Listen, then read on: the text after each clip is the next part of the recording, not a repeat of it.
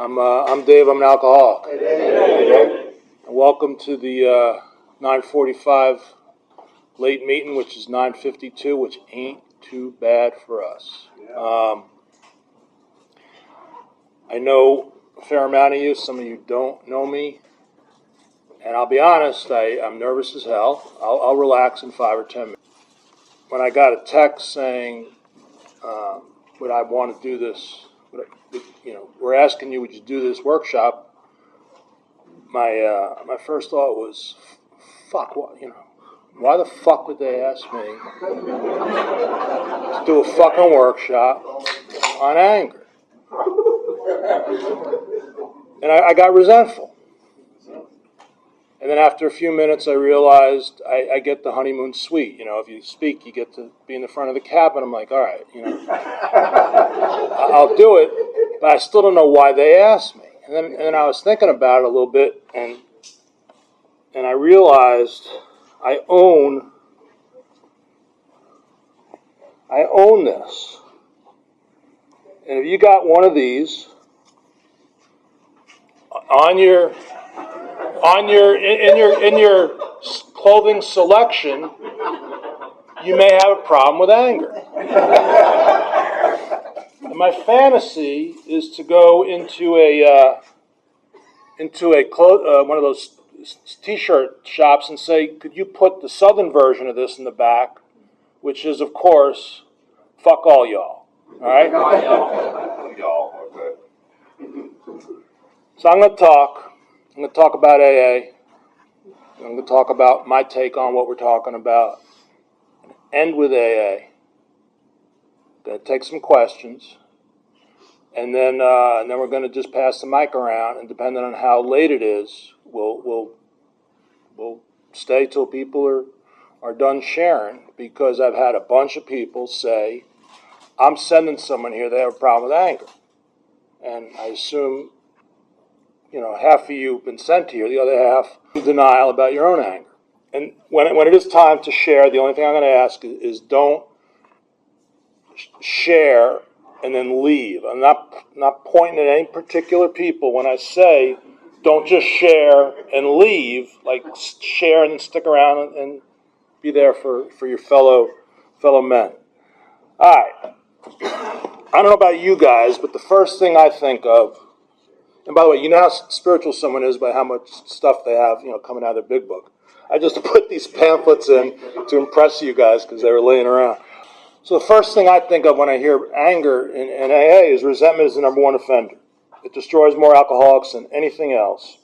From it stem all forms of spiritual disease, for we have been not only mentally and physically ill, we have become spiritually sick. When the spiritual malady is overcome, we straighten out mentally and physically, and in dealing with resentments, we set them on paper. And it gives us a tool, which is the inventory to start dealing with our resentments. Second thing I think of is AA's position on anger is no. No. And it says right here, we were to live, we had to be free of anger. Well, there's no vagueness there. And then it says, the grouch and the brain, okay, if we were to live, we had to be free of anger, period. The grouch and the brainstorm were not for us. So I looked up what that meant. And it said brainstorm was not like today where we brainstorm ideas. Brainstorm back then meant violent derangement of the mind. They may be and this always gets to me, they may be the dubious luxury of normal men, but for alcoholics, these things are poison. All right? So what's AA's position on AA? I mean, what's AA's position on anger? No, don't be angry. 12 and 12. Again, spiritual. It says, it is a spiritual axiom that every time we are disturbed, no matter what the cause, there is something wrong with us. If I point a finger at you, there's 3 pointing back at me. That's a mind blower for a lot of us. All right? If somebody hurts us and we are sore, we are in the wrong also. But are there exceptions to this rule? What about justifiable anger? You guys ever hear that? I have a right to be angry. And by the way, there's no such thing as justifiable narcissism either. I just want to throw that out. No charge for that one. If someone cheats us, aren't we entitled to be mad? Can't we be properly angry with self-righteous folk? For us of AA, these are dangerous exceptions. We have found that justified anger ought to be left to those better qualified to handle it. Goes on, it says, nor were we ever skillful in separating justified from unjustified anger. As we saw it, our wrath was always justified. Anger, that occasional luxury of more balanced people, normal people, could keep us on an emotional jag indefinitely. These emotional dry benders often led straight to the bottom. Other kinds of disturbances, jealousy, envy, self-pity, or hurt pride did the same thing. So to me, they're lumping anger in with a whole bunch of stuff that we should be avoiding and getting rid of. Step 3, everywhere he sees people filled with anger and fear, society breaking up into warring fragments. This was written in 1953. Luckily, we've solved this issue by now. We're a much more unified nation and planet. So I read that, and I feel like I'm screwed because I got anger, all right? I got an edge to me. I heard someone tell their story, and they said, I was narrow-minded and hard-hearted. And she goes, now I'm trying to be open-minded and soft-hearted. I thought that was cool. I've never been hard-hearted, like I'm a cold, shut-down kind of dude. But I thought because I was kind of in touch with my feelings, I was allowed to walk around with anger. My take on the AA position of don't be angry is don't be rageful. What's the difference between anger and rage? Anger's anger. Rage is violent anger out of control. The brainstorm they were talking. That out of controlness to me is the key. I'm allowed to be angry. So now I'm going to talk from me. And I have a lot of shame when I say this out loud to you people. Do not tell anybody not in this room, but I am a therapist. Okay? Keep that between us. People that are part of the rock, they often don't like therapy or therapists. And for some reason they feel like, therapy has done some of them wrong. It could have something to do with, involuntary commitments. It could have something to do with having lousy therapists. But I'm a therapist, so just give me a little grace here. And I'll try not to be all therapy-ish. And my buddy asked me if I'm going to be talking about, from me or the book. And I said my goal is to perfectly combine them into one unified principle, so you all just float out of here.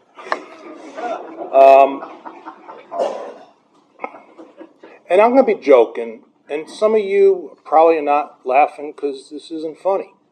If you grew up in a violent home, you're not going to laugh a lot about what I have to say. If you grew up not being allowed to have feelings, I hope you start giving yourself permission to have some feelings. But then you may need some help in what to do with those feelings.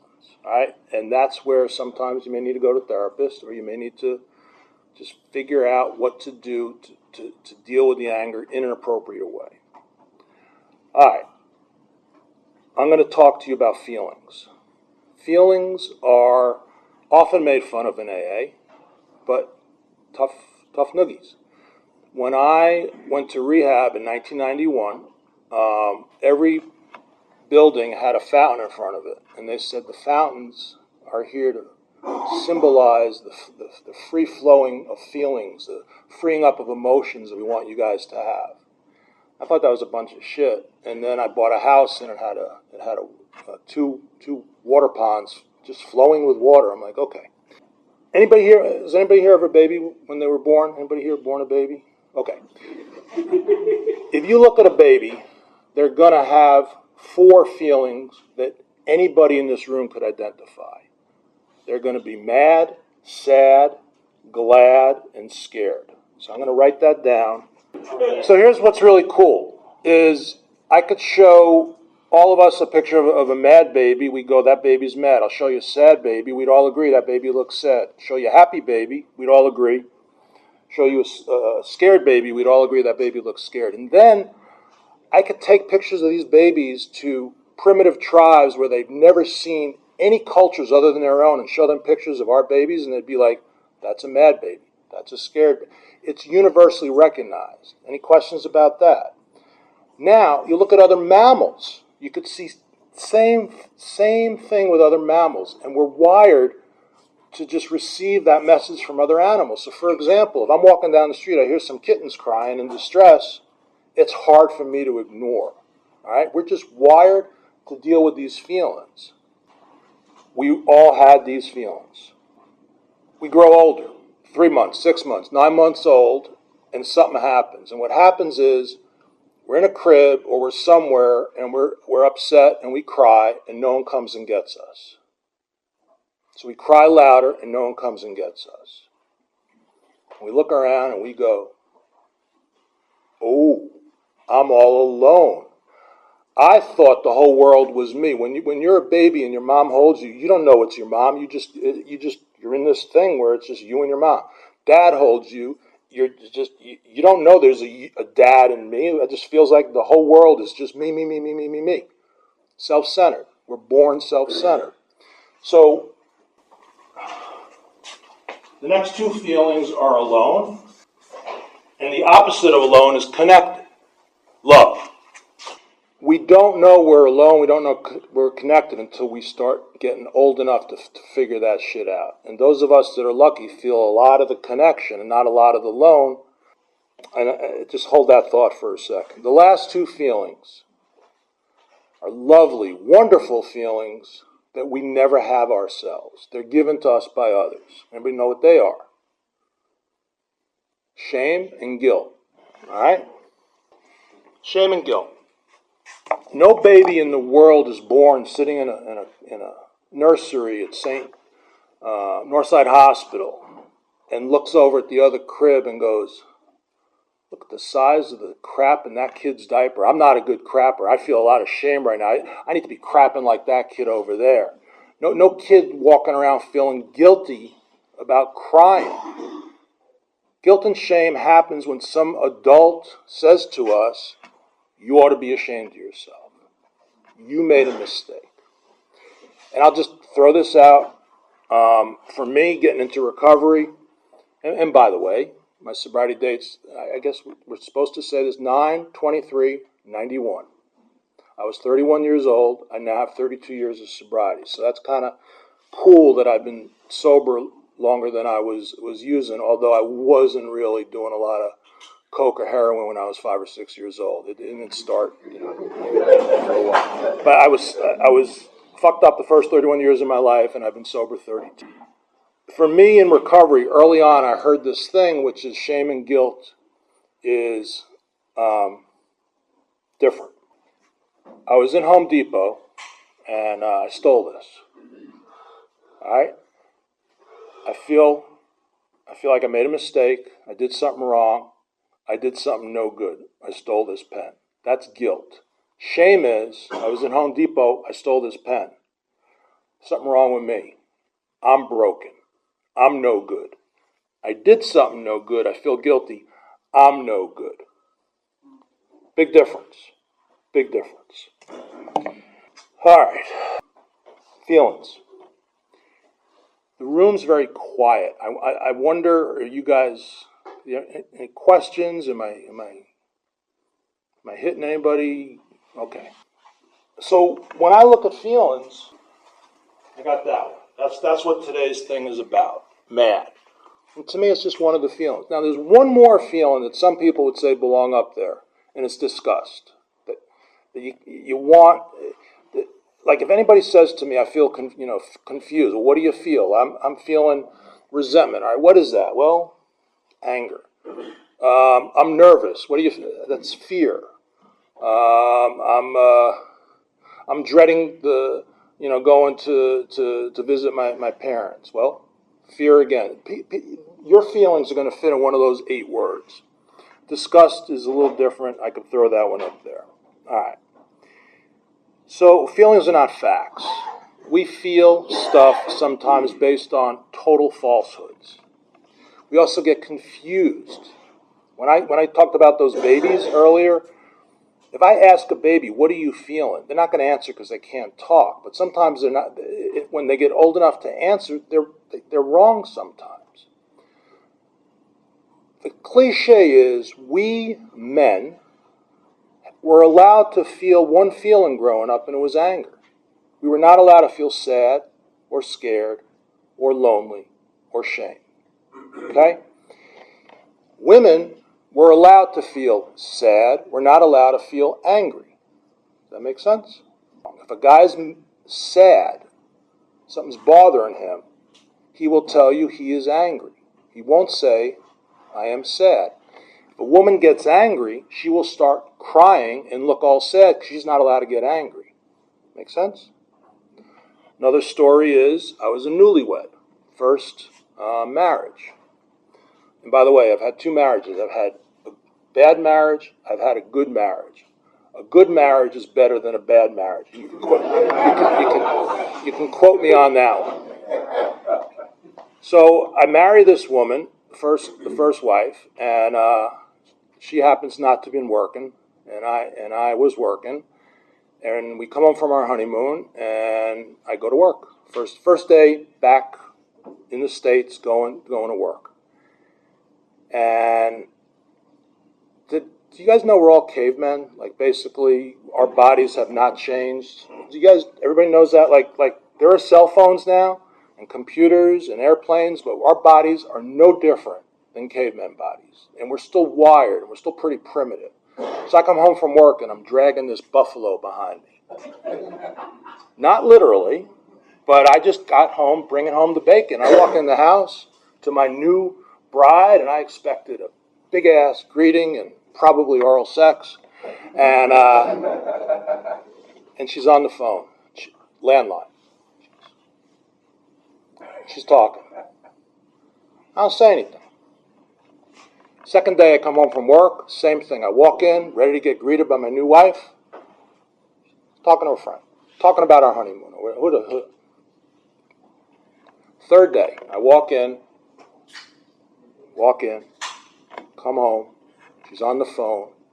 I am pissed. I say, will you get off the phone? What are you talking about? Get off the phone. Every time I come home, you're on the phone. If you gave me a lie detector test and asked me a bunch of questions, Dave, are you angry right now? I'd say, yes, I am, and I would pass the test. The lie detector would say I was telling the truth. I felt angry. What I was really feeling was fear and alone. All right? I was feeling all alone, but I'm not allowed to feel alone. I'm allowed to be angry. All right. So a lot of what we need to do is get clear about what we're feeling. How do we do that? Slow down. Breathe. Check in with yourself.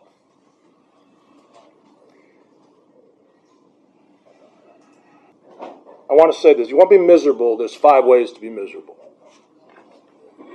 Be sad, depressed, be scared, anxious. And by the way, those are the 2 biggies. That's what drives most people into therapy, fear and sadness. Automobiles also, that usually is what gets them there, but fear and sadness. You want to be miserable, those are your 2 main ones. The other 3 are anger, shame, and aloneness. And aloneness is often, people come in because they are literally alone. That happens, but a lot of times people come in and they're alone because they don't know how to connect with others. I'm going to argue that some of you guys in this room have trouble connecting with others. And that's why we like to get messed up. We get angry, we get messed up, the anger goes away. We get sad, we get messed up, the sadness goes away. We feel shame, which is a biggie. Shame's very popular. I don't know if you guys have ever heard of Brene Brown. Woman's building mansions because she studied shame and broke it down. And I recommend everybody in this room Google Brene Brown. B-R-E-N-E, Brown, 2 TED Talks. First TED Talk made her famous. The second one, she talked about how the fame has messed with her. So you'll know you're listening to them in the wrong order. If the first one you listen to, she talks about how fame has made her miserable, go back to the first one. Brilliant stuff. Shame. Shame is the inherent belief that there's something wrong with me and I'm unlovable. I think a lot of us have that. All right. I believe I got a head, I got a heart, and I got a gut. I think, I feel, and then this other thing, my gut, my spiritual connection, my soul, the deeper stuff in life. I have to get in my gut to do what I would consider the real important stuff in life, which is being a friend, being a father, and being loving your job and loving your neighbor. My gut's important to me. Head is thinking. Head thinking. Behaviors are behaviors. I think that's kind of a lot of what we do today in therapy is they focus on your thinking. Cognitive behavior therapy, DBT. Change your thinking, change your thinking. What is it? What's the AA version of that? We can act our way into good thinking, but we can't think our way into good acting. Okay. Acting, thinking, change it, good. If it works for you, cool. I don't need to see you in my office. Down in here, though, this is the harder stuff. This is the muckier stuff. This is the murkier stuff. It's hard to touch feelings. It's hard to touch frozen feelings. When I got sober, this guy used to talk about the longest 18 inches in the world. You know what that is? It goes from here to here. From my head to my heart. That's the same guy who said, my wife told me she could always tell when I was lying because my lips were moving. I thought that was brilliant. I thought he made that up. Turns out he didn't make that up. So I got to get everything in line. When I'm in line, when my head and my heart and my gut are feeling in alignment, I'm okay. When I'm off, I'm off. I was talking to guys about this, and a lot of guys, guess what they talk about when I say anger? I have road rage. Why do I get pissed off in a car? The answer is, I don't know. I think what the car does for us is it gives us a little distance from our neighbor, and it frees us up to be, I don't know, get in touch with our inner asshole. I know for me, I'm in a hurry. I know for me, my driving is a barometer of where I'm at. Like if I'm in an okay place and somebody cuts me off, I'm okay.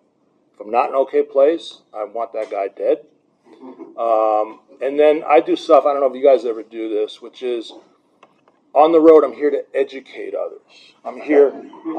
My job is to teach. So if someone's in the left lane not going fast enough, I'll go around them, and then I will tell them which lane they should be in, and they thank me. It's just so lovely. I've had two instances of just white anger, just pure rage in sobriety.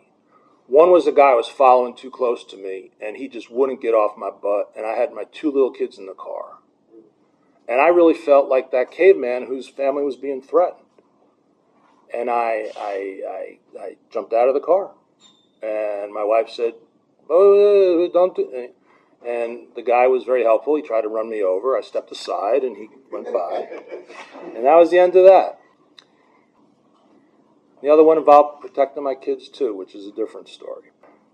The other thing about being in a car is because we're cavemen, when we feel anger, our bodies are coursing with chemicals. All right? And there are people that know brain stuff better than me could tell you what it is. There's cortisol, and there's adrenaline, and it's not good for us. I don't know if you guys know that. Walking around in a state of rage, or walking around in a state of anger, or walking around in a state of fear, I think ages us.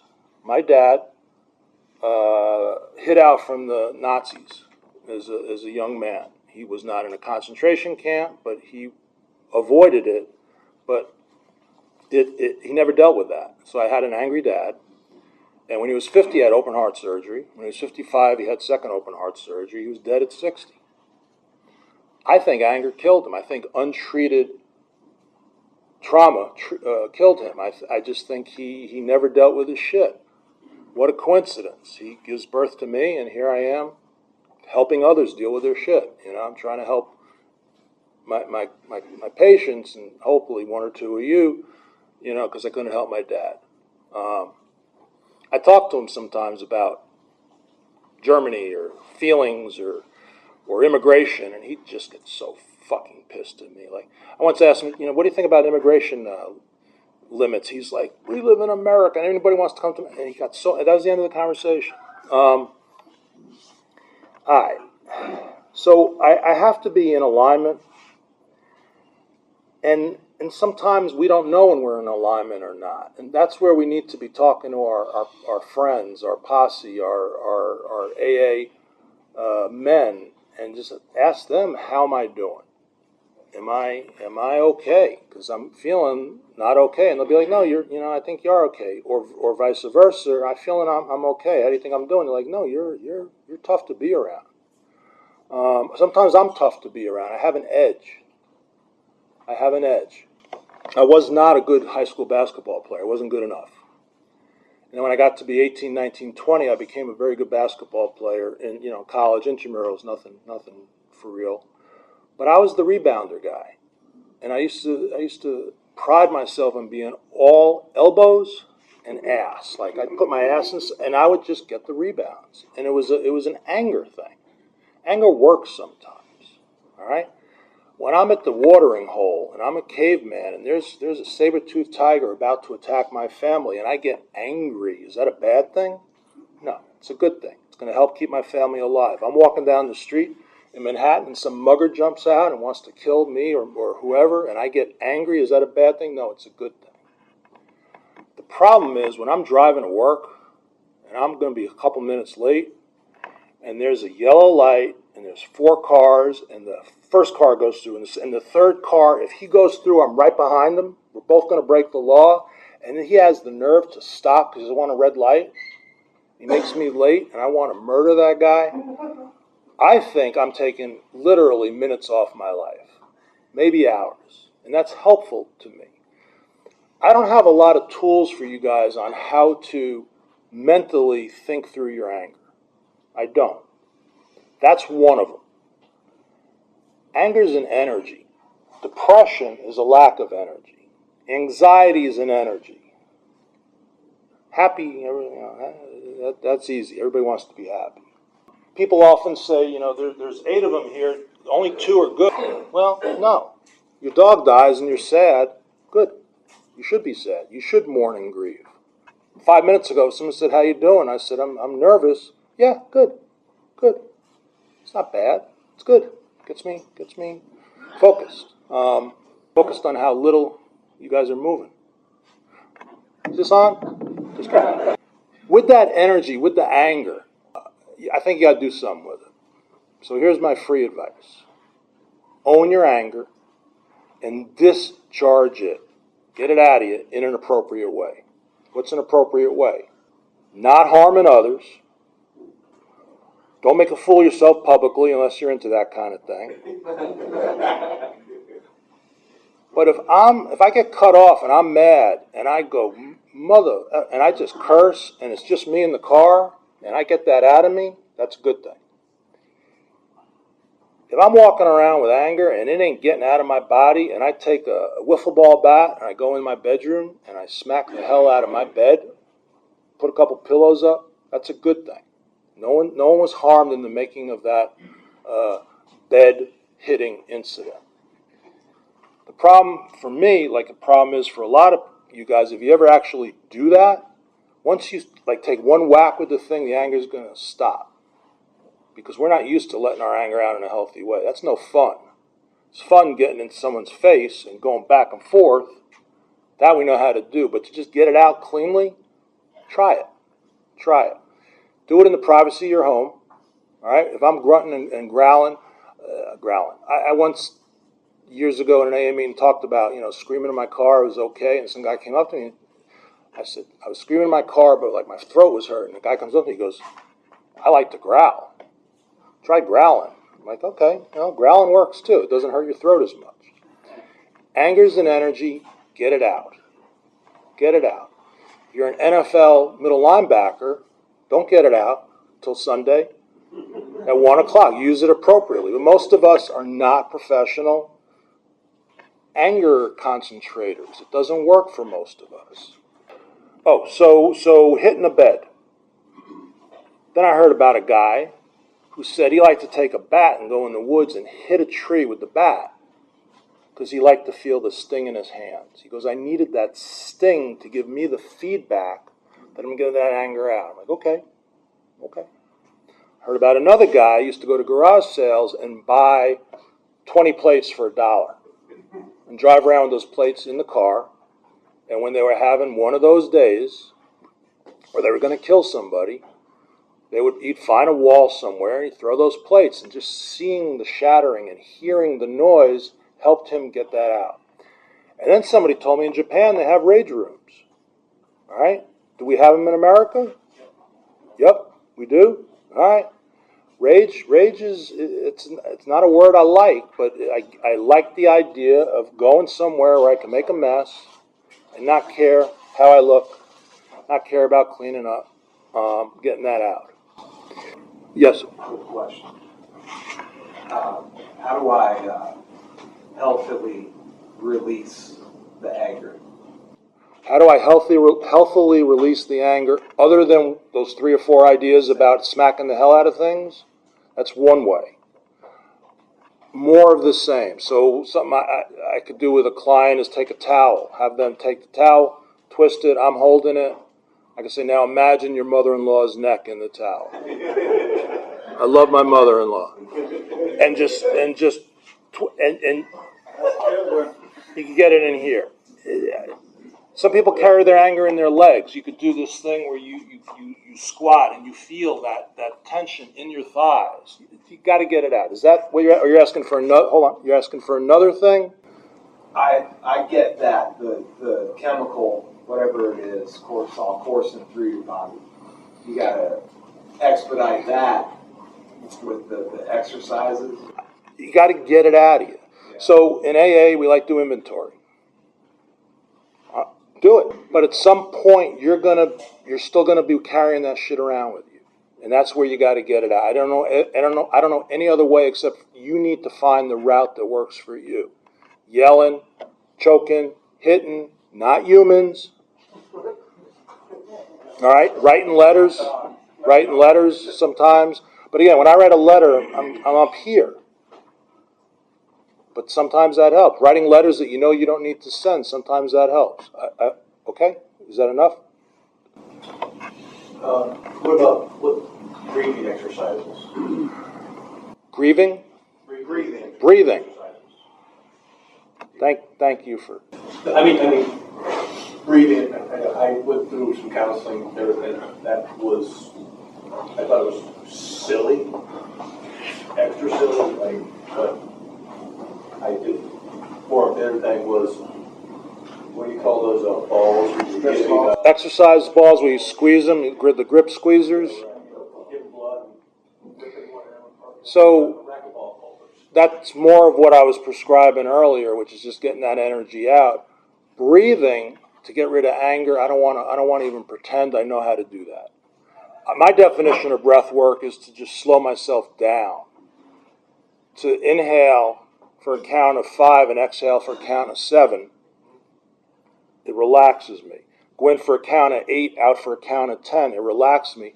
I don't think that's getting rid of the anger. I think it helps me not murder somebody, but I don't think the anger goes away. I think we got to just literally figure out what we're doing inside and get it out. And I can't tell you exactly how to do that. You said earlier, and I think I got it, that we're only allowed to get angry as men. And I'm sad, but I act angry. So how can you find out without getting help from somebody who can figure it out with you? Whether it's not something, shame or depression, like really beneath the anger, but you're using anger to deal with it, and you're never going to get rid of it because you don't know what it is. Well, there's the thing I said earlier about getting with some guys and feeling safe enough to just talk about it with them, with your sponsor, even with your sponsee. Or just, you may have to bite the bullet and pay a therapist. You may have to do some internet sleuthing and see what's the difference between anger and sadness. How could I tell? Depression is going to make you want to not get off the couch. Anger is going to be wanting you to get up and go punch something. A lot of men get diagnosed with depression because they got anger just pushed way the hell down. All right? And then I would argue there's shame pushed way the hell down. I'm not going to lie, 90% of this shit is from our childhood.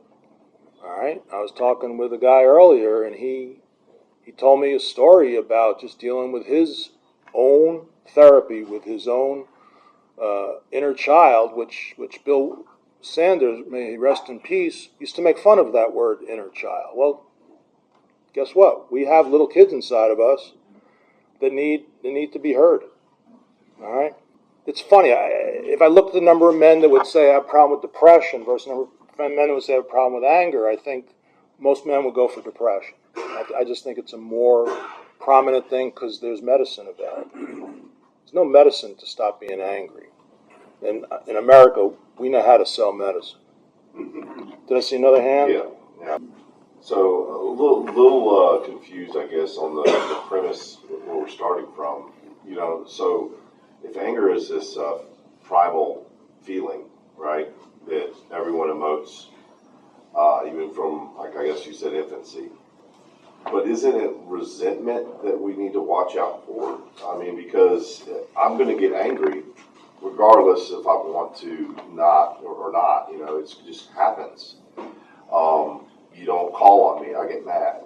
Somebody cuts me off, I get mad, right? I get angry, mad. And but if I'm like plotting to go to your house next week, see, that's the kind of like stuff I was dealing with when I got into the rooms. It wasn't like, you cut me off. I didn't get drunk off that. It was like, my stepdad getting us hooked on fucking methamphetamine when we were kids. That's a resentment. And I said earlier, if you grew up in a violent home, this talk may not be sufficient. If you grew up with that kind of anger towards this guy, you got to do something with it. Because I'm telling you, that's going to kill you before it kills him. You got to get that out. Now, how are you going to do that? I don't have the magic bullet for you, but I could point you in a direction where you just find someone that knows what the hell they're doing, pay them some money, and just figure out what to do with it. Because let's say the resentment gets you drunk. Okay, well, it happens. Let's say it doesn't get you drunk. I don't know about you, but I meet plenty of guys, 20, 30 years, that are seething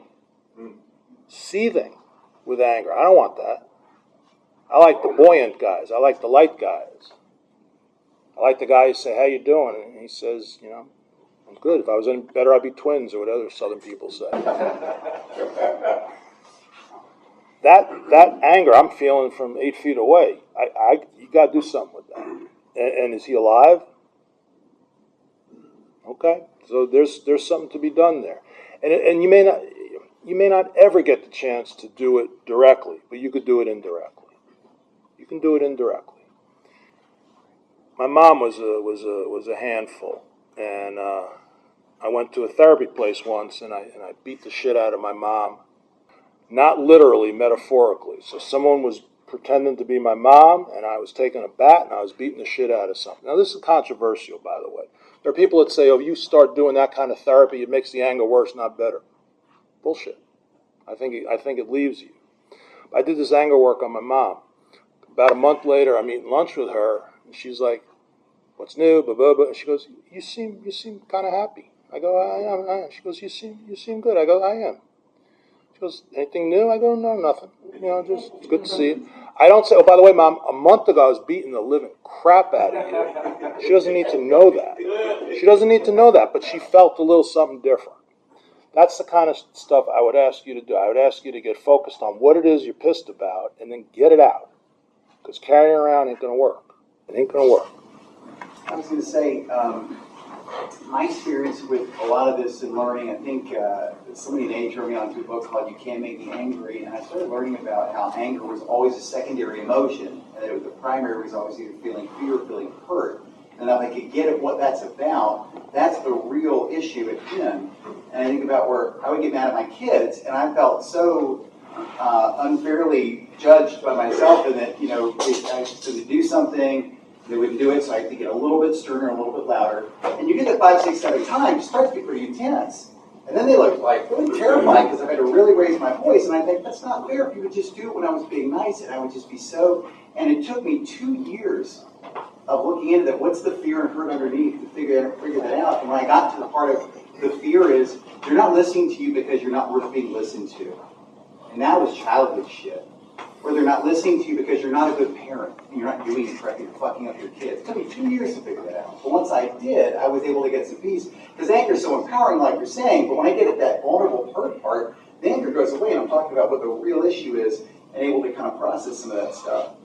And I think the other thing for me has been, like somebody's talking about breath, like breathing and whatever else is being able to get centered, because I think you were kind of getting at it. We talk about us being cavemen, we're in our fight or flight, we're in our amygdala in the back of the brain. It's not a choice. You literally are unable to access your prefrontal cortex, which is where critical thinking and executive functioning takes place, and that's why you do stupid things. So if I act before I calm down, I'm absolutely going to F it up. But if I can get to where I can chill, now the blood flow goes back to the front of my brain, and I can make decisions. And so if I can keep that in mind and kind of sit down, and now what I do is I'll try to meditate and get centered, and that helps me get into like theta waves in the brain, and that detaches you from the emotions in your body, the tension in your gut, all the things that you're talking about, and allows me to get a little bit of peace so I can make a better decision. My son was effing with me. Somebody met me this weekend, and we were arguing over text, and I was like, no, we need to talk about this, and he was asking because he knows what I do with meditation and all this energy and all this stuff. He's like, you need to go do something with your chakras or something and get hey, he might even be in the session, I don't know. But I tell you,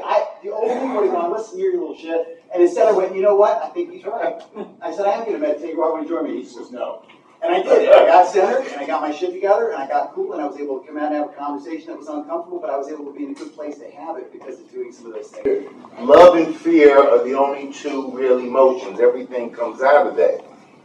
Now, I got pissed off at AA. You read the first 164 pages and you drink the Kool-Aid, and they say we realize we only know a little. So the process of AA is we talk about it, we write about it, we pray about it, and then we do something about it. Okay, it's real simple program, complicated people. I was raised in AA that professional problems should go to professional people. If I've got financial problems, I could tell my sponsor, but I may go see an accountant. If I've got problems with my teeth, I could tell my sponsor, hey, I got problems with my teeth, go see a dentist. And there's nothing wrong with therapy. There's nothing wrong with seeing a professional person, because some of this stuff in AA is not going to fix all of this. I think AA is a good place for us to start to talk and admit to other people the exact nature of my wrongs, but sometimes it doesn't work. Now, if you're athletic, you may want to run 10 miles when you get angry, or shoot 100 free throws, or hit a punching bag. Brother was talking about early he's talking about being a musician.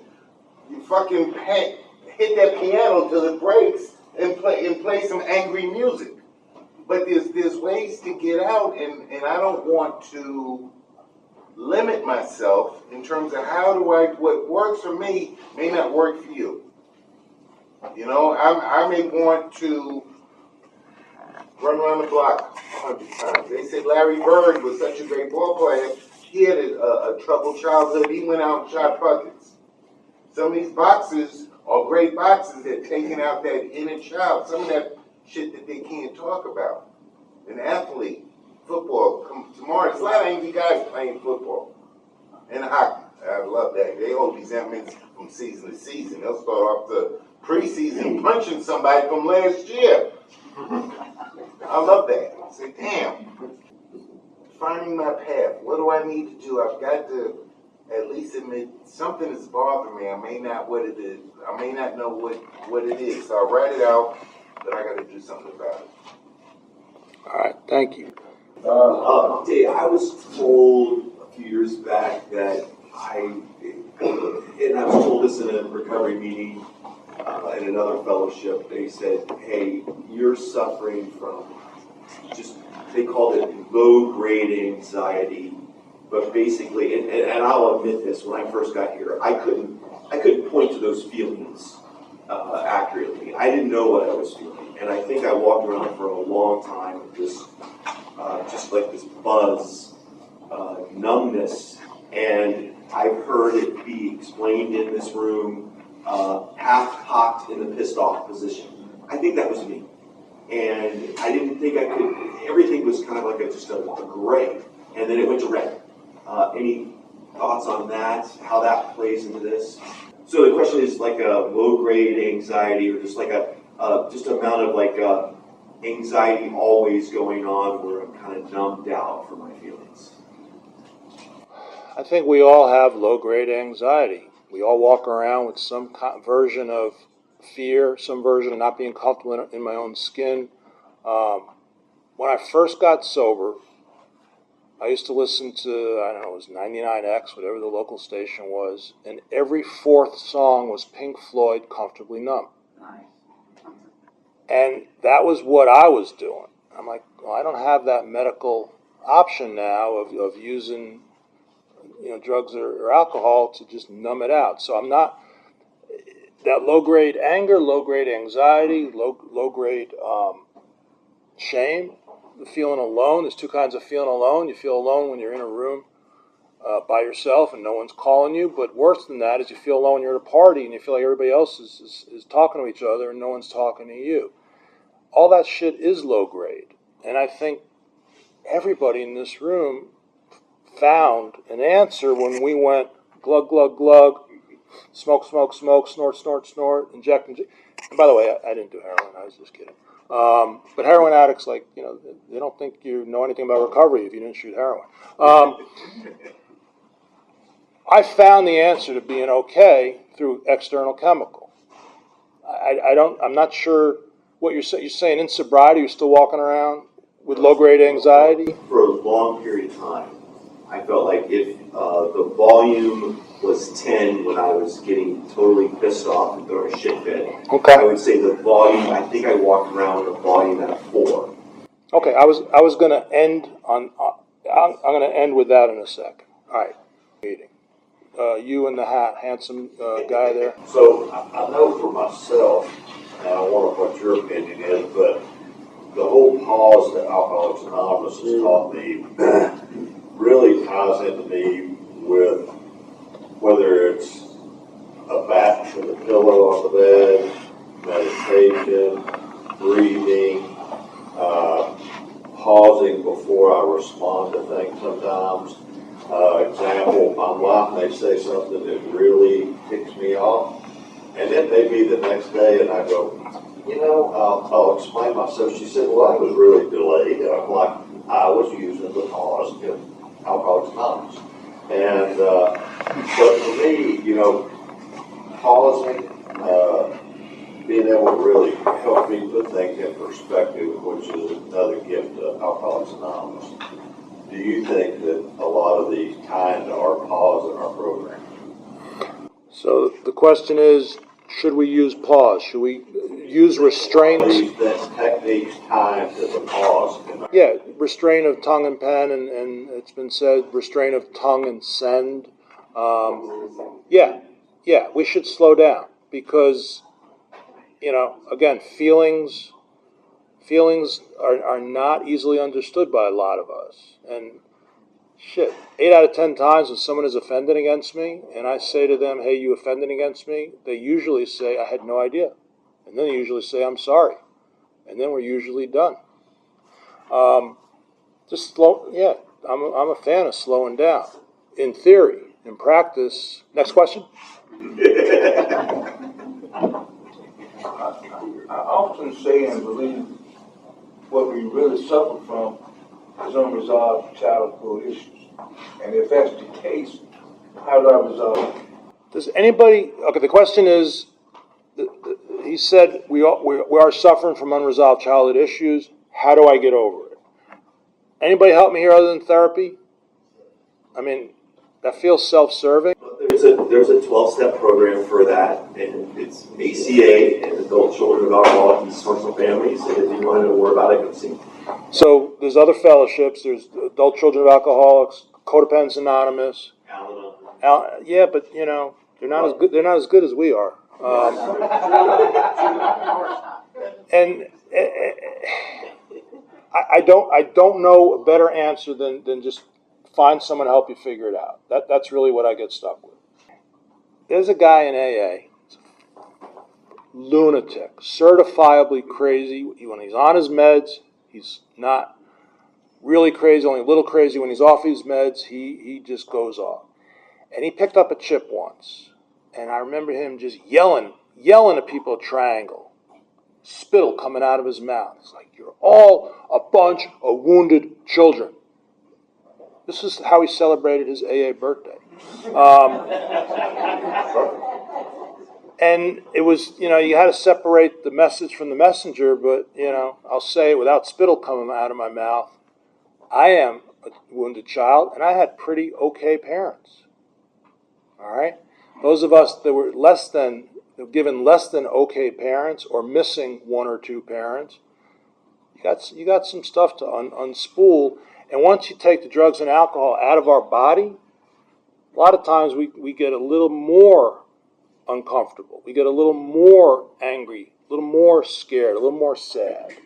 And if you've been sober a while and your life isn't trending better, you got to look at that. Because I didn't get sober to be miserable. I got sober to be happy.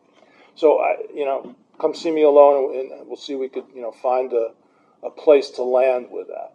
All right. Question back there. So a huge part of my drinking was to... The question was, well, first your statement is, as I get sober, my emotions go up and down. Yes. Okay? And then you said, what's the difference? How do I know when I'm up, whether I'm just being angry or whether I'm being rageful? My answer is, are you harming others? There's a big difference between me growling in my car or saying the F-bomb in my car and rolling down my window and saying it to somebody. I don't want to harm others. That's not okay. I will kind of just take a little quick detour because what you just said reminds me of one of my favorite AA things, which is Bob Earl. Anybody know who Bob Earl is? So Bob Earl, another lunatic, certifiably crazy, was an AA circuit speaker in the 80s, and you could look him up, Robert or Bob Earl, E-A-R-L-L, and he spoke a lot about feelings. And he said what you just said, which is, I go up, I go down. I go up, I go down. Because when I'll speak in the first person. I used to really like weed. Like what? Weed. Marijuana.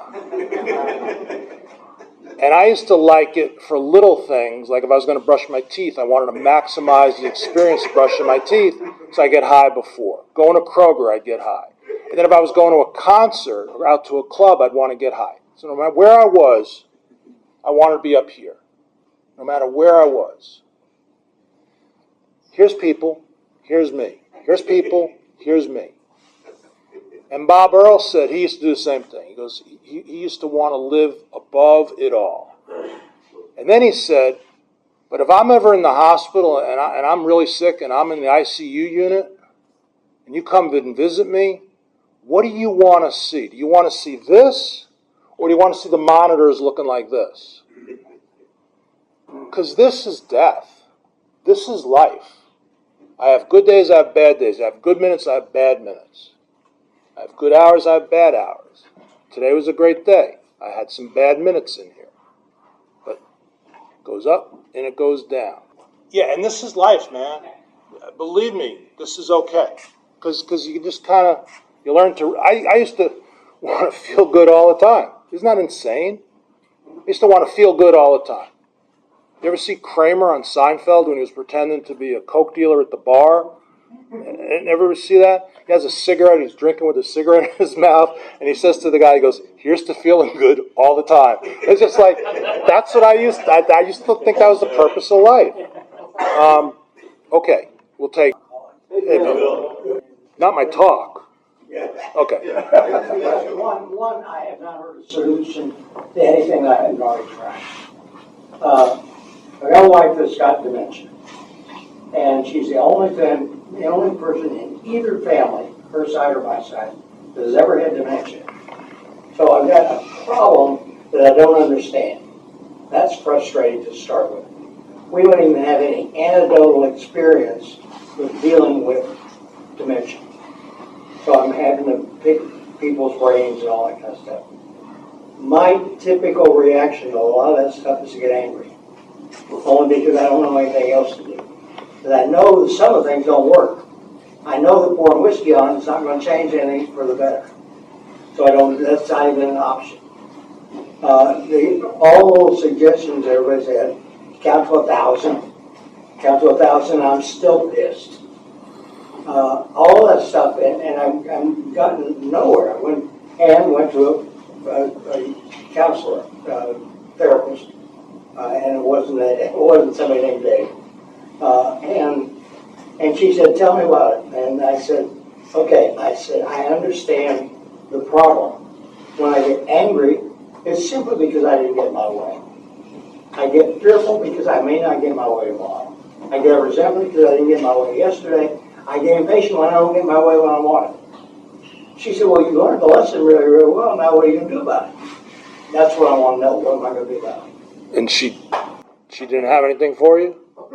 She didn't have anything for you after? She said, what are you going to do about it? You said, I don't know. And she's like, okay. Yeah, that's basically when we chit-chat. And I feel more comfortable, but it is not a solution. There's no solution yet. No. And what I'm hearing is I'm angry because I don't know what's going on. I don't know what's going to happen. Yeah. Down boy. No, I'm going through that with my son with stage 4 cancer.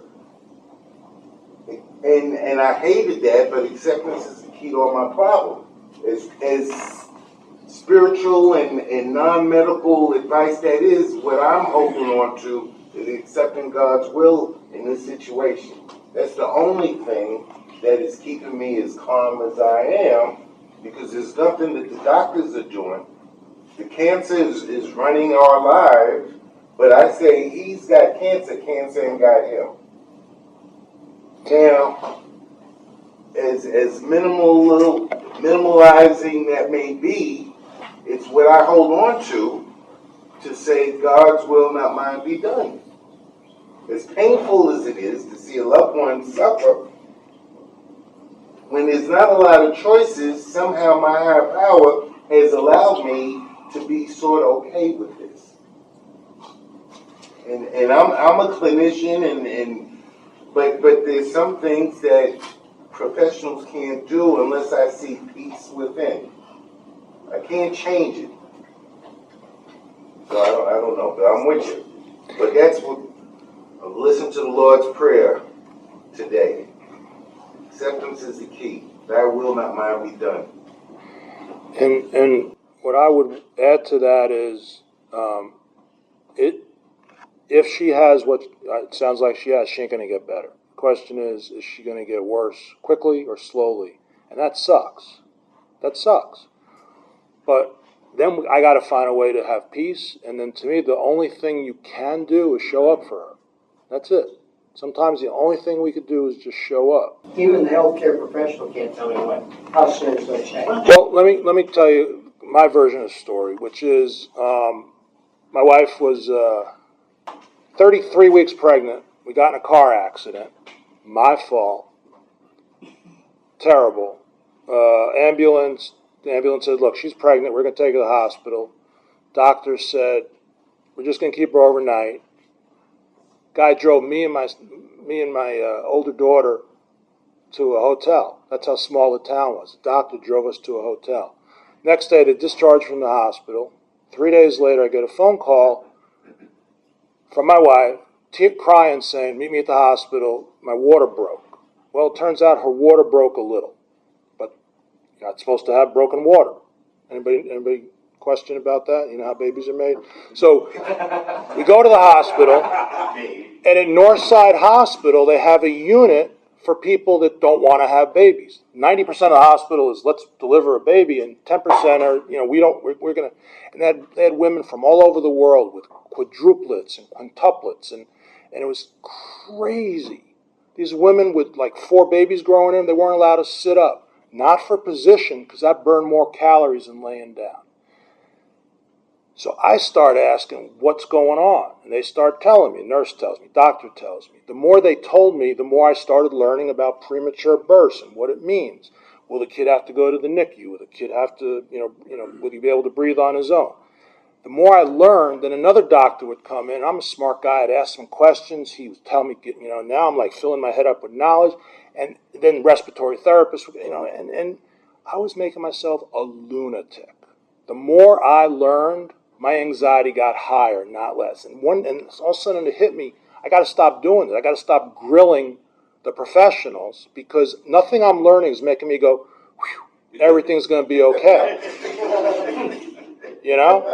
Everything I heard was, you're going to have a baby, and we're going to try and keep that baby in as long as possible. And every day that baby stays in saves you 7 days on the NICU unit. But the moment when I realized this was not working. Tell me more, tell me more, tell me more. It wasn't working. I just stopped, and I turned it over. And, guys have met my son. He's 6'4". He stayed in.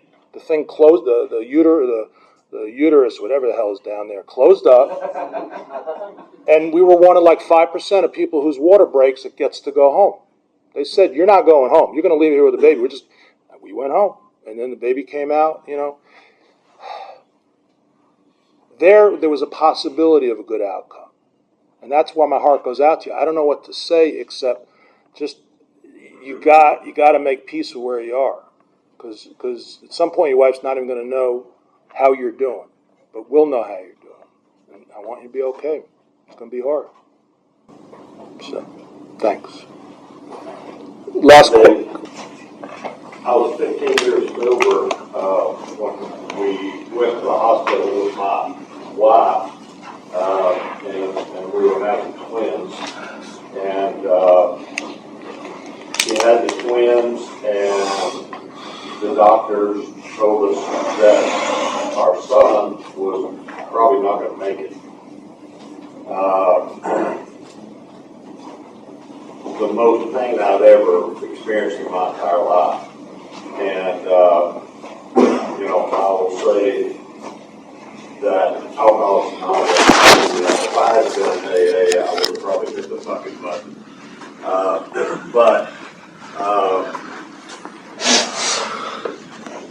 Just what you're explaining was being able to turn things over, my son, and do the next right thing, which my wife was not able to do, but they had done a couple of surgeries. I had to trust the medical professionals, and they said, he's not going to make it. And what do you want to do? And he was suffering. And so my wife just wasn't able to do it, and I had to tell them, listen, we're not going to continue this. And,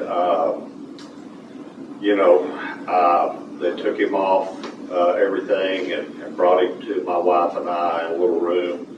And, it was heart-wrenching, saying goodbye to the son I just met a couple of weeks earlier. And, but that whole piece of acceptance, that whole piece about turning it over, as painful as it was, and then this anger, we're good parents. How can these people that are horrible parents have children that live? I mean, that roller coaster for a while, but still just that acceptance of, I have no control. It was a real feeling of helplessness. And I would have never made it to that if it wasn't for Alcoholics Anonymous. There was no way in the world. The miracle in the whole thing was my daughter's grave. She survived. I was able to be present for my wife and our other children. And a few months later, when the numbness kind of subsided, I realized that I never once thought about a drink or a drug when that would have been the first thought. That was the miracle. So, you know, my wife and I stayed sober through it.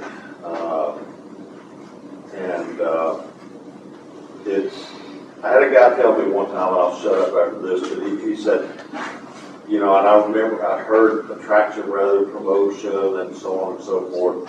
And he told me, he said, if you stay sober, you're going to see the best days, the most amazing life you've ever imagined. You can't imagine how good it's going to be.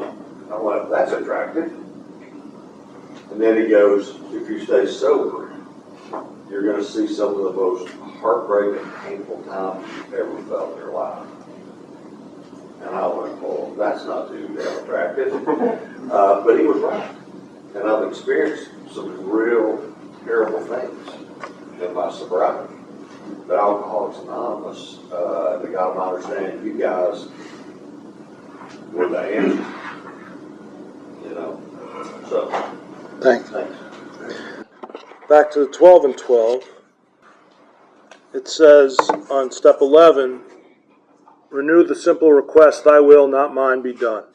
If at these points our emotional disturbance happens to be great, we will more surely keep our balance, provided we remember and repeat to ourselves a particular prayer or phrase that has appealed to us in our reading or meditation. Now this is what's important to me. Just saying it over and over will often enable us to clear a channel choked up with anger, fear, frustration, or misunderstanding, and permit us to return to the surest help of all, our search for God's will, not our own, in the moment of stress. The anger choking up the channel towards God's will is a really important thing that they just put in this book a couple weeks ago for this presentation, because it wasn't there before. Anger gets in the way of my relationship with God, but I was at the Rock when I heard Jules say, if you want to be angry at God, be angry at God.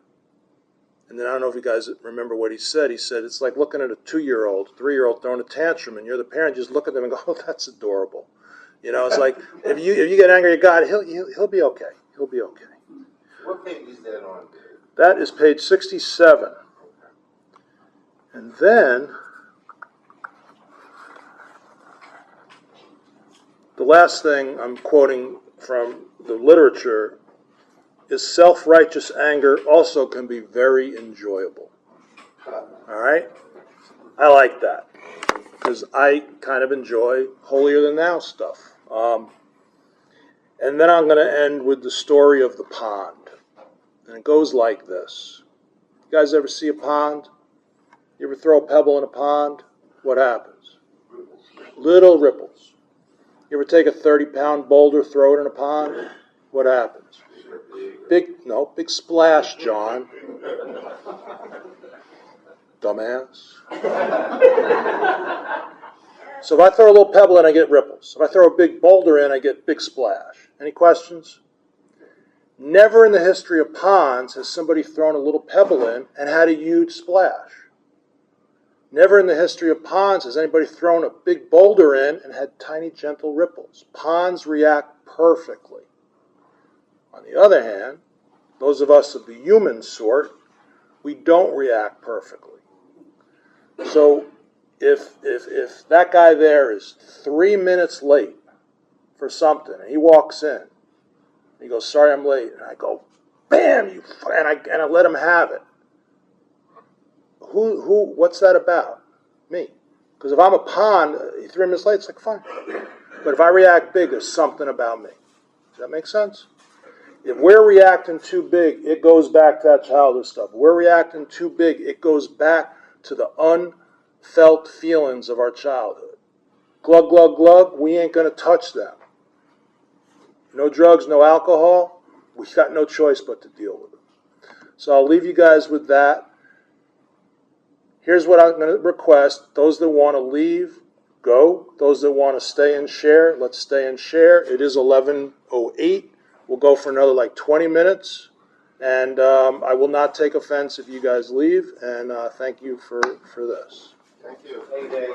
All right.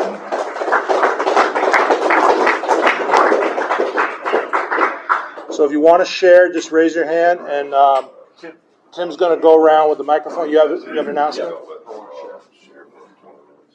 So I'm on the committee, and I'm the one that wanted this session because I believe we men need to deal with our anger.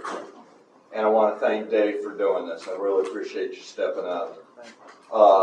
I'm real passionate about this subject. I had some real issues with anger. So, a little background, I'm 18, and this guy gets in a fight with my brother and then laughs about it.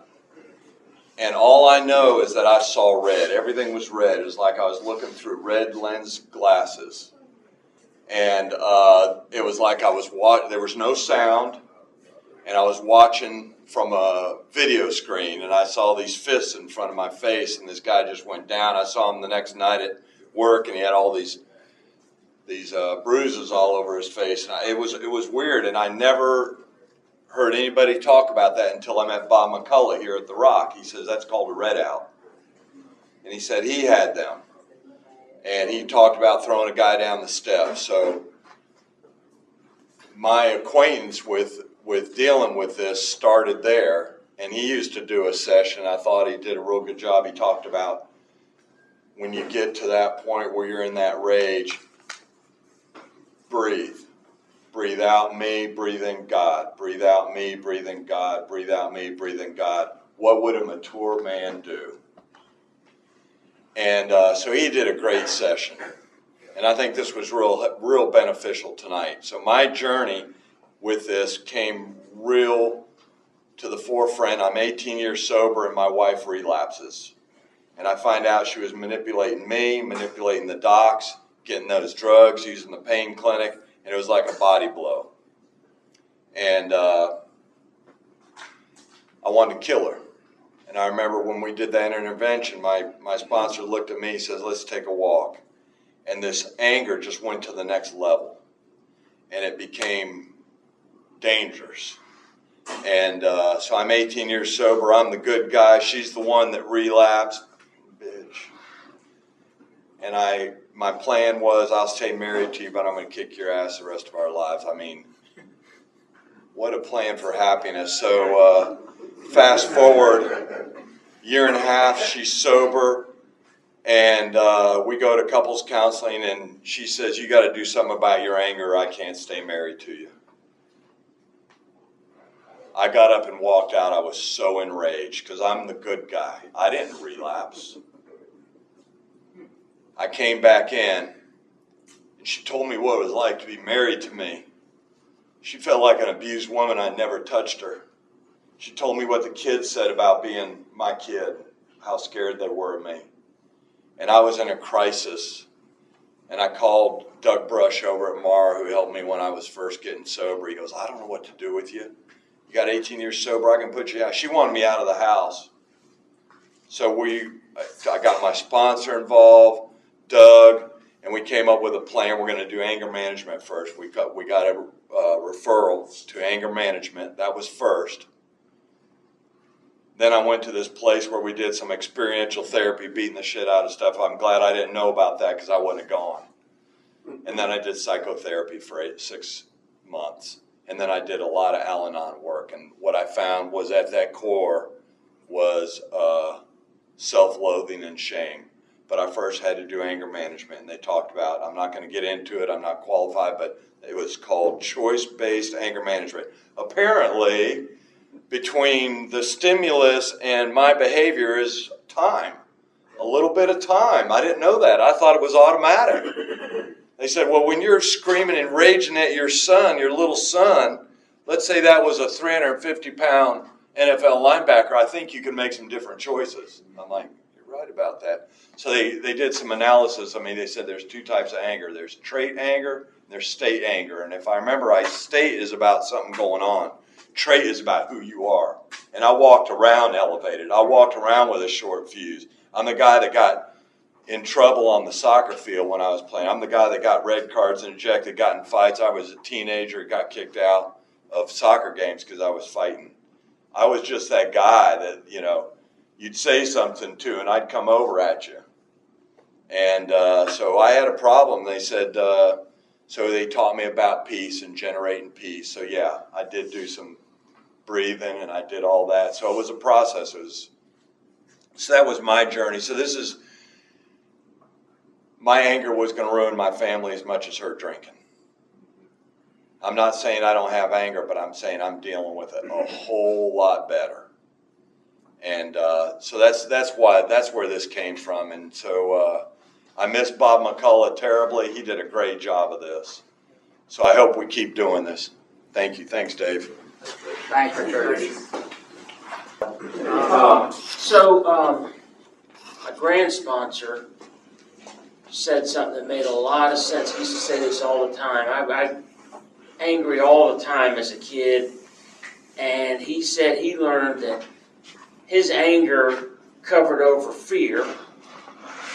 And it's kind of like what Richard just said. But it happened so fast that he didn't realize he was scared. And when he said that to me about 20 years ago, I was like, oh, that actually makes so much sense.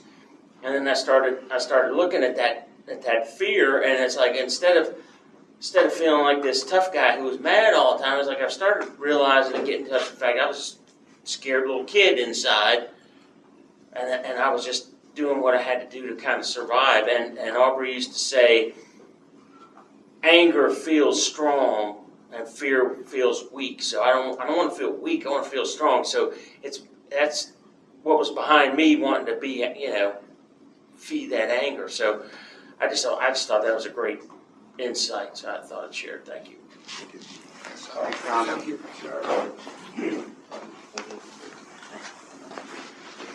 Now that I've shared, I gotta go. My name's Robert. I'm an alcoholic.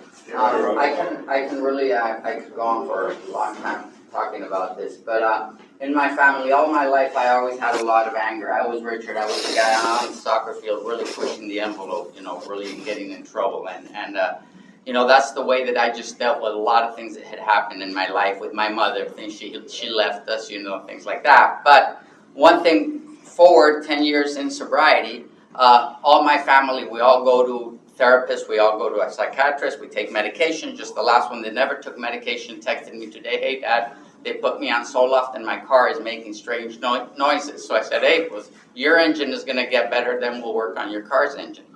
But 1 year ago exactly, we were visiting my oldest daughter in Colorado, and we had to sit down because that's what we do. The Westons, the crazy Westons, it's 6 of us, and we blow up. We have fights. We get crazy.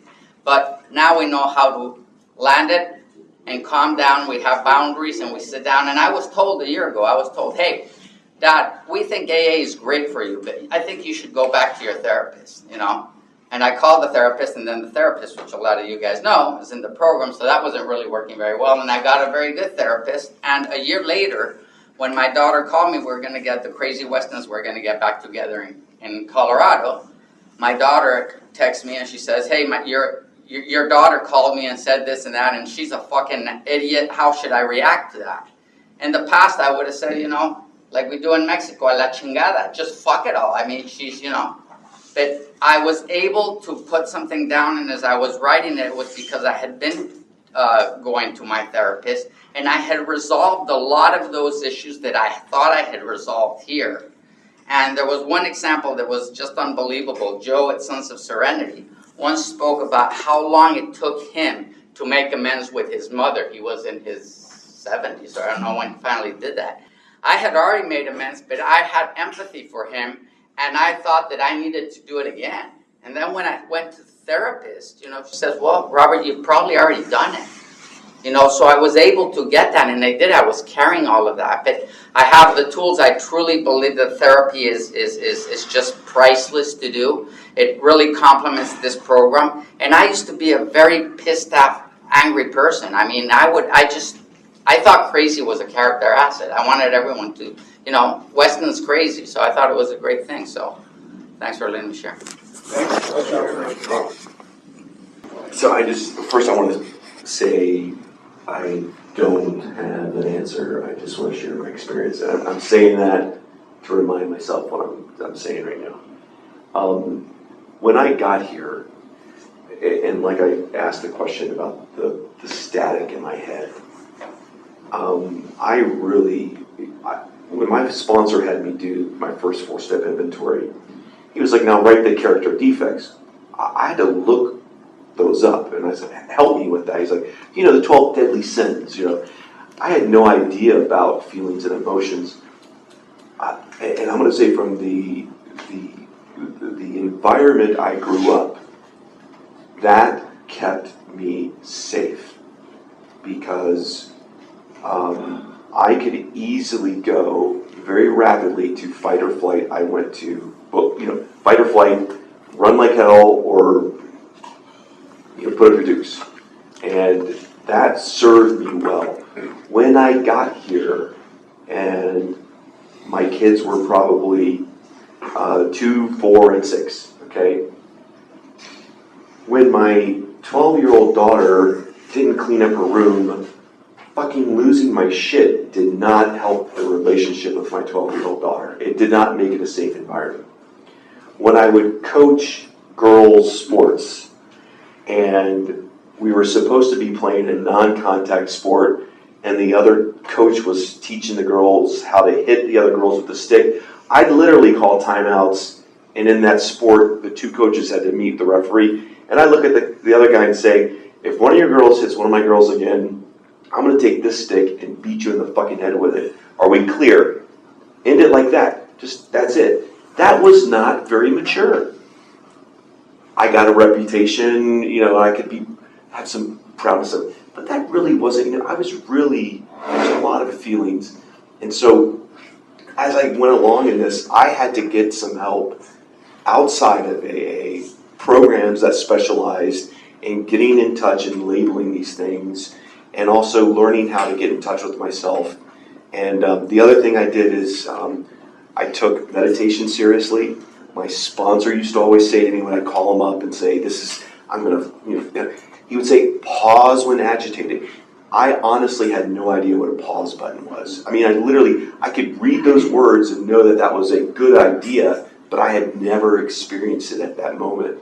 And taking meditation seriously, I actually got to experience that 1 second. When it was mentioned here before earlier about, you can make a decision about your anger if you're standing in front of a 350-pound, 6'6" defensive lineman who cut you off in traffic, or a little, some 16-year-old girl who cut you. You can make a decision about how angry you can get. You can make that decision, and getting that pause button, it's just been a journey for me.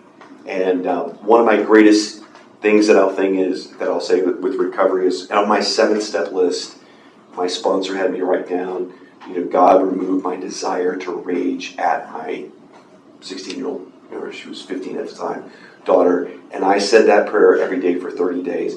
And lo and behold, something would happen and I didn't rage at her.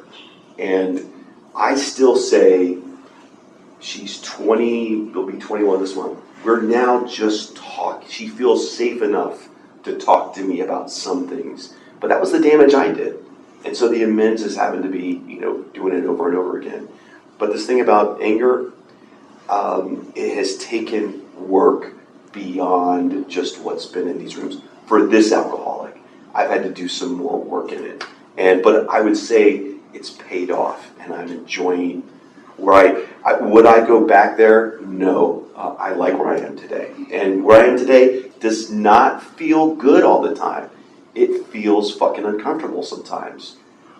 But I don't have to look at my daughter, her face going of confusion. Why are you screaming at me? Anyway, thanks. Thank you, Sheriff. Yeah, I'm the one who grew up with a father who was very rageful, and I learned pretty quickly that any negative emotion was not going to be something I wanted to express.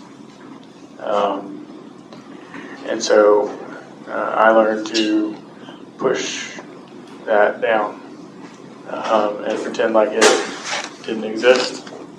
And with anger specifically, I saw what that did and determined that was the worst of all, and I was never going to have anger.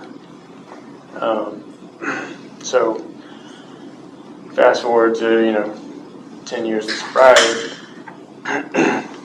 I've got to find a way to deal with that anger because it's there, and it keeps happening. But I'm so good at deceiving myself that I can't always tell that I'm angry. until I've got a resentment, or I'm throwing up because and I don't know why. I don't have a good answer, but what I found is working currently, and just like with the steps, is I'm practicing. I am intentionally looking to see if I'm angry, and I am asking my inner child, how you doing? Because that inner child is still in there and is terrified to express those emotions. So I'm using that as a way to try and get at these emotions and identify them and find a way to address them in a healthy way. When my wife had our second child, which was 12 years ago, something changed almost immediately. And we were so busy with careers and all that kind of stuff that we didn't even take into consideration it might be postpartum. But 2 years into it, it was getting worse and worse and worse. And she became, wildly unpredictable, extremely angry and mean. I was getting fired from jobs that made no sense. I found out 10 years later that she was calling my bosses, threatening them, saying she knew where their wives took their children to school. I didn't know any of this stuff. And then about a year and a half ago, I'm a writer, and I started writing one day, and I didn't stop writing for 11 hours.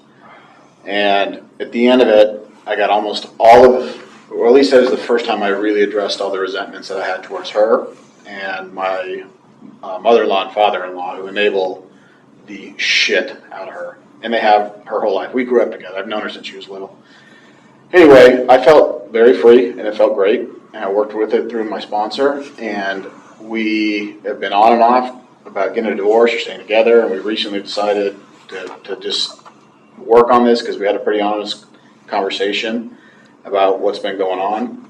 And now I find myself, and I think I've been doing this for a while, but I'm very conscious of it, I am punishing the shit out of this woman. Like, I want her to feel pain. I want her to hurt. I want to see it. I want to see it's totally destructive, and I normally wouldn't describe myself as an angry person. I haven't been my whole life. But with this particular thing, it's like we're finally moving towards a reconciliation, which is a monumental effort. She ruined our entire lives. And I obviously had a lot to do with it. I'm not blaming her for everything. But I'm at a point right now where I can find a tiny little thing, and man, I can just rip her apart. And I do it over and over again right now, where it's almost becoming habitual. And I guess I know it's not going to solve anything, but I can't not do it. I don't know what the hell to do with it. I really don't know what to do with it. I've seen a therapist for years. Shit never works. I get more out of AA than anything else. But I just have to share that because I have not said that out loud to anybody. And if anybody's got any advice later on, I'll listen to anything. But I don't want to hurt her anymore. It's evil. I know what I'm doing is wrong. Actually, I don't know that. That's the first time I've ever said that. But anyway, I just appreciate all y'all listening to me. Thanks. Address the unresolved childhood issues. I thought Dave was angry when I first came around. I thought he was an angry man. I mean, he just looked angry all the time. Then I started seeing him smile and shit, right? I was like, okay. But I have anger issues. And at one point, I was given some medicine that I wouldn't take, but my sponsor said, Rick, maybe you should take the medicine. And I did. And it started working. It slowed me down, give me time to think before I react. But through the psychiatry, the therapist, the medication, and the 12-step program, life was getting pretty good, man, but I felt like I was real cool, man. I was at work like, okay.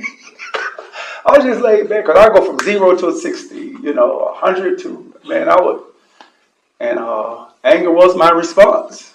I ain't feel shit. I whooped your ass. I was a poor kid. I didn't joan, and I would give you a warning, and that came from my family. My dad didn't argue with.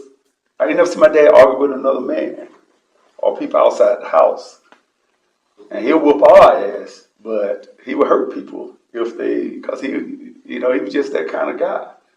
He's real cool, fun, and go-loving, but he was mean.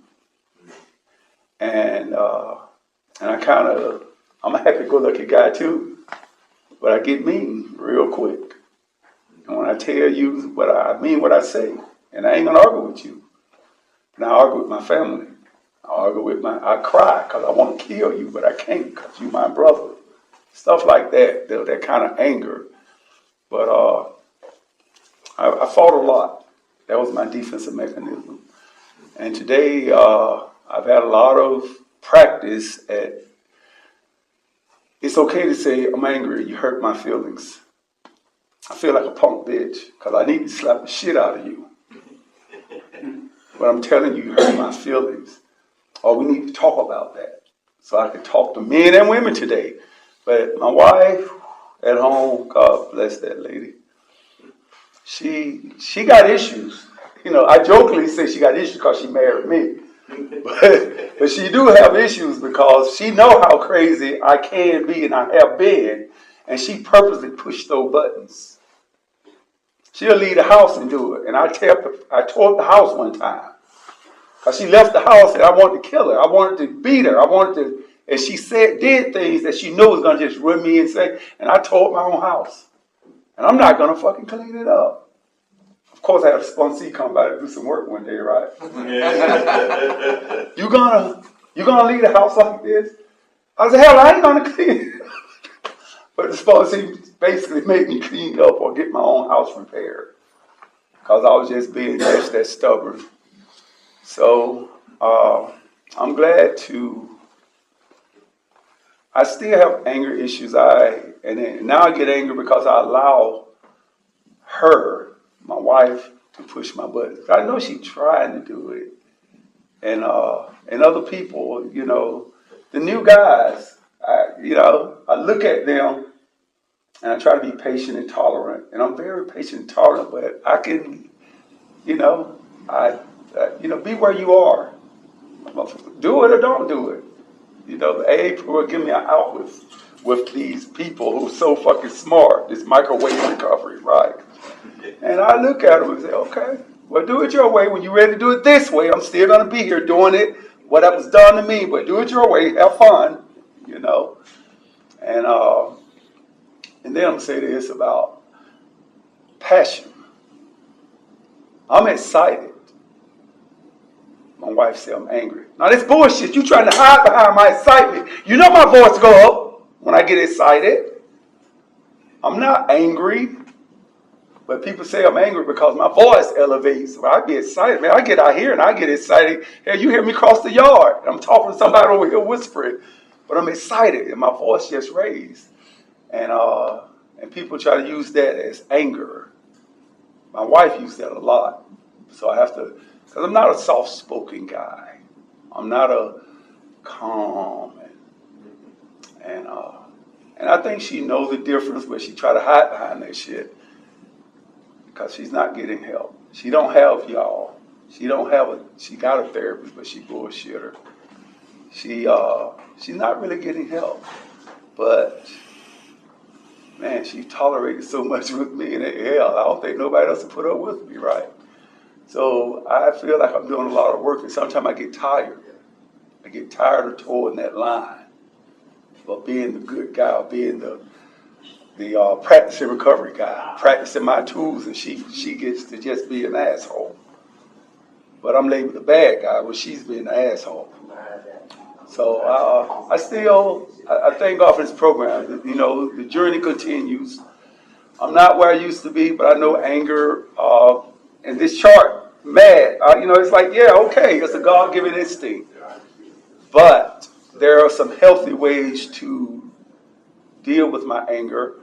And I do it at work. I haven't got fired off a job in a long time. And I mean, I go into some folks at work. I fired off an email, an angry email. I didn't mean to send it to the president. I was sending it to one of y'all, but I fired it off and it went to him. But it was very well professionally done, and he made them look as if people was mad, but they couldn't do anything. It was an angry email, but it was very well done. And it was, and it needed to be done, but it came out of anger. And I wasn't going to send it, but apparently it was meant to be sent.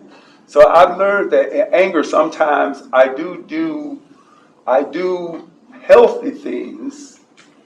Anger can be a friendly instinct. Anger is not always bad. It can be good, but I shouldn't have to need anger to handle situations. But it is a God-given instinct, and I know that it's okay to be angry. So I try not to not be angry anymore. I just try to recognize that I'm angry and process it. And sometimes it feels good to be angry. I like profanity. I like it's comfortable threatening and literally, but I'm getting older now, I'll probably get whooped, right? But it feels good. It really does. Like the ease and comfort of that drink, sometimes I could roar and I feel good. It's like, damn, that felt good. Because I feel like I'm suppressing it so much, trying to find a healthy way to deal with it. But sometimes when I do it, it's like, fuck it. You want it, here it is. And but it don't feel good. It's like a hangover effect. But this is a real good topic. I wasn't going to say anything because I'm not angry anymore. I'm a happy guy. But the anger still is still a tool, and it's still out of control. And I'm glad I'm on this journey, and I'm glad this workshop was here tonight too. Thanks for letting me share. Thanks for that. Thanks for good. I have one more, and then we'll go down to the guy.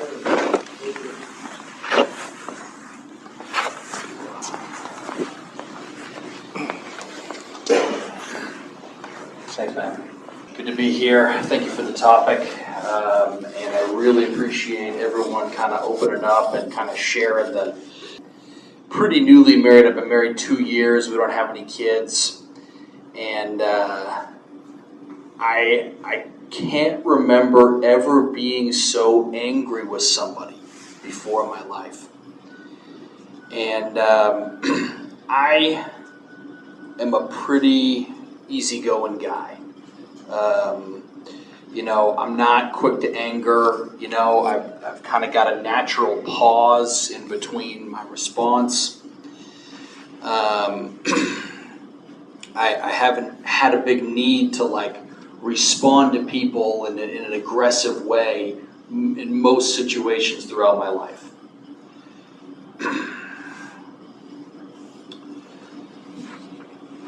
When my wife comes at me, she says all these things that I just end up feeling so disrespected.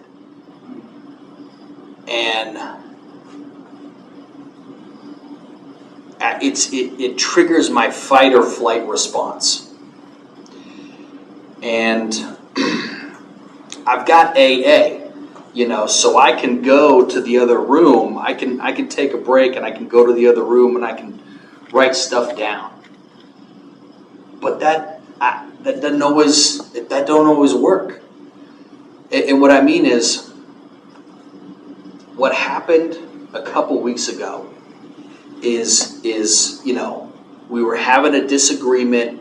It got escalated, and then it lasted until the next day. And then it got escalated to a point where when I came home, she came and got in my face. And she said things to me that I couldn't believe. She said, I don't respect you as a man, and I don't trust you. And I'm not perfect, but I didn't feel like I deserved that. Like that just, there's, no, like there's, that's not a productive, that's not a productive thing to say.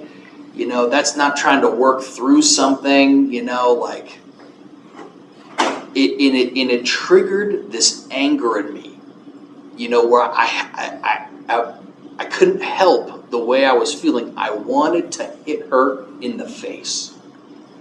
And I've never had that feeling before. I didn't grow up in a home where people hit each other. I haven't been in a fight with another man. I haven't had this feeling in a prior relationship. But I wanted to hit her in the face so badly for the way that she spoke to me and the way I was feeling at that time. It's left me with this feeling of feeling unsafe, being around her, because I don't want to get to that point. I don't want to end up doing something I regret and the cops get involved. And it's like, that just sounds terrible. So I left my house 2 weeks ago. I've been staying in a hotel, just trying to figure things out. And I think, I've been talking to a lot of guys about this weekend and over the last couple of weeks, because I'm trying to figure out if this is normal. Like, does this come up in relationships? Or is this like, did I pick a woman who, or do, so, anyway, the reason I'm bringing this up tonight is because this experience brought out this anger in me that I didn't even know was there. Just this really primal thing. And, I guess I'm still trying to figure that out. And so that's why I'm kind of opening up and sharing it with you guys. So with that, I'll pass things. Being the perpetrator against the victim, and next thing you know, it flips around, and then we're the victim, and they're perpetrating, and it's not a good dance. I recommend the tango or the foxtrot over that. If you're getting abused, but it's not okay. It is not okay, and you need to literally take a break, which sounds like is what's going on. But this, I don't want to be bad to my wife. I don't want her to be bad to me. And as I said brilliantly earlier, good marriages are better than bad marriages. Once you're raged, you can't think. Once someone is in a rageful situation, their brain gets disengaged. I should have said that. So it doesn't sound good. And if you're getting abused, stop. Like don't allow it. Remove yourself and set limits and stick to the limits. And vice versa. If someone says to you, "You're abusing me," just listen. See what's going on. So I just wanted to say that. So who has a burning desire? Who would like to share? Yeah. So for me, pray, meditate, breathe, and journal. I think those have probably been 4 fundamentals in addressing the anger issue that I've had for most of my life. And that, those are the things that I've used to really help deal with it in my sobriety. And this is just personally for me, some things that have worked, surely in addition to some other things that I could go on and on about. But one thing I do now is I journal. If you'd asked me to journal something, 2 years ago, no way. I tried it once anyway, and it didn't work, so no. But I've actually come around to it, and I do it every day now. I do what's called free journaling. which is where, well, that's what it's evolved into, where I just journal for 20 minutes uninterrupted, either on my computer or on a pad, not a spiral bound, one of the ones where you can rip it off. And I just go on and on. I write about whatever the heck something that's been bothering me, even if it was earlier in the day. And I let it all out. I say some pretty nasty things, some pretty brutal things, and I don't hold anything back. And it's like I'm talking to someone, saying everything that I want to say, but that it wouldn't be appropriate to say, by societal norms. It's really nasty stuff sometimes, but that's the point of it. Then when I'm done with it, I either if it's on the computer, I delete all the text from the document, save a blank page, or I crumple it up and I throw it in the garbage. Now, one of the other things I do, I mentioned, meditation. I mean, praying and meditating are the same thing to me really now. Although there's, breathing, you could even say that's a meditation.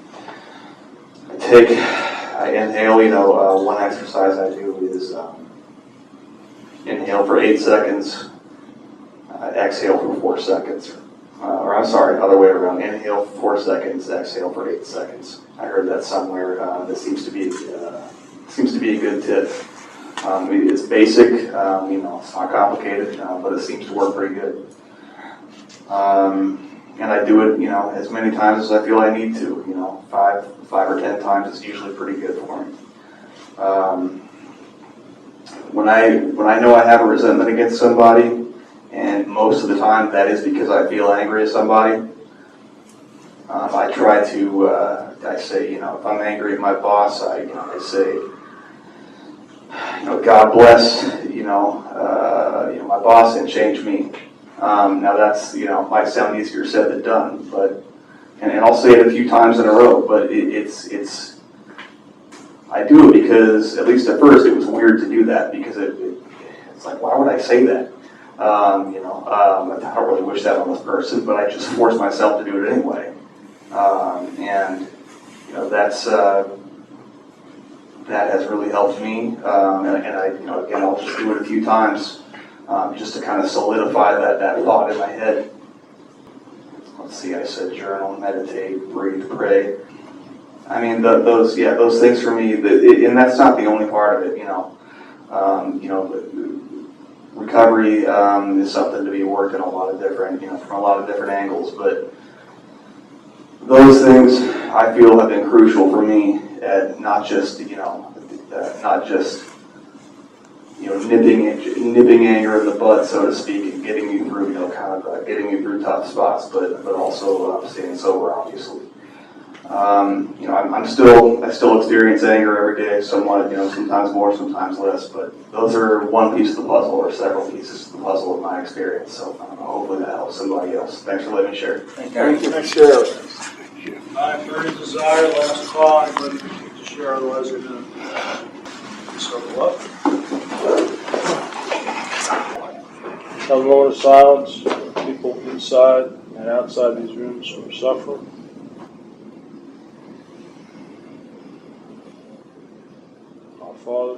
Our Father, who art in heaven, hallowed be thy name. Thy kingdom come, thy will be done, on earth as it is in heaven. Give us this day our daily bread, and forgive us our trespasses, as we forgive those who trespass against us. And lead us not into temptation, but deliver us from evil. For thine is the kingdom, the power, and the glory, forever and ever. Amen. Keep coming back, because we're worthy of your